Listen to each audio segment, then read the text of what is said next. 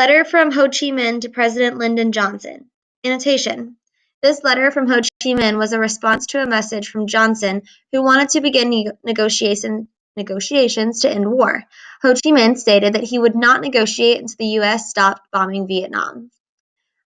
Document to His Excellency, Mr. Lyndon B. Johnson, President, United States of America. Your Excellency, on February 10, 1967, I received your message. This is my reply. Vietnam is thousands of miles away from the United States.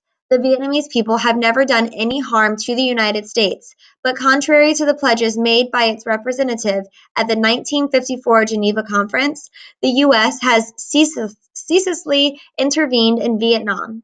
It has unleashed and intensified the war of aggression in North Vietnam with a view to prolong the partition, like separation, of Vietnam and turning South Vietnam into a neo-colony and a military base of the United States.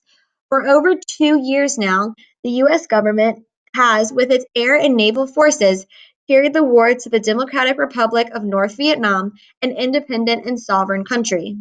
The U.S. government has committed war crimes, crimes against peace and against mankind. In South Vietnam, 500,000 U.S. and satellite troops have resorted to the most inhuman weapons and most barbarous methods of warfare, such as napalm, toxic chemicals, and gases, to massacre our compatriots, destroy crops, and raze villages to the ground. In North Vietnam, thousands of U.S. aircrafts have dropped hundreds of thousands of tons of bombs, destroying towns, villages, factories, schools.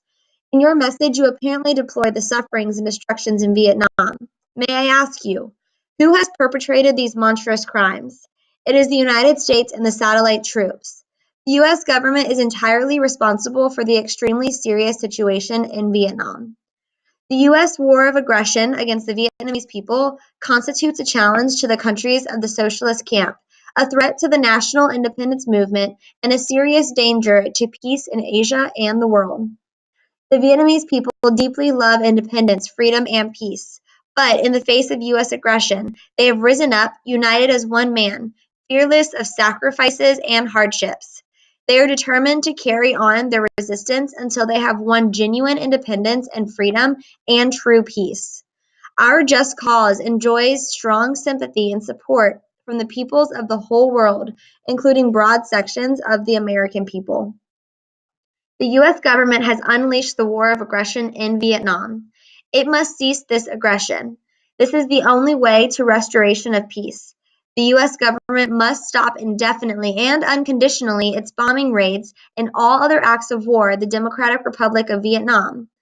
Withdraw from the South Vietnam all U.S. and satellite troops, recognize the South Vietnam National Front for Liberation, and let the Vietnamese people settle themselves their own affairs. Such as is the basis of the 5-point stand of the government of the Democratic Republic of Vietnam, which embodies the essential principles and provisions of the 1954 Geneva Agreements on Vietnam.